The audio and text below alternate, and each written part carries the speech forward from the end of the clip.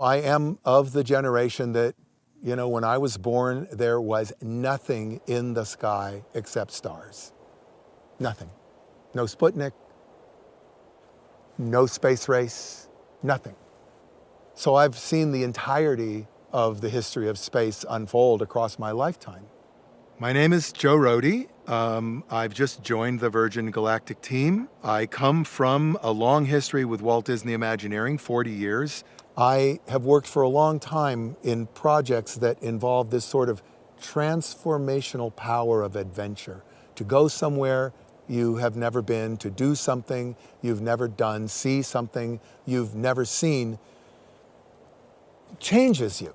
Well, this is one of the most profound things that can happen to you. To go beyond the reaches of the Earth into space and to look back down at it is a spectacularly unique opportunity with a huge potential for transformational change in a person.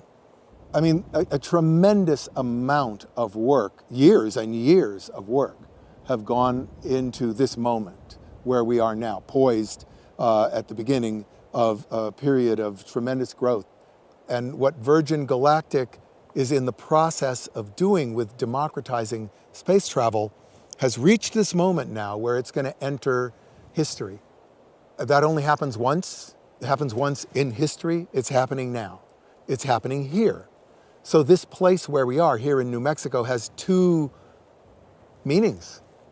It is New Mexico, a place that's been here for centuries with cultures that go back as far as we can measure. It is also the place from which this new history is going to begin. It's very rare to be a person who gets to be in the place, in the time when history begins like that.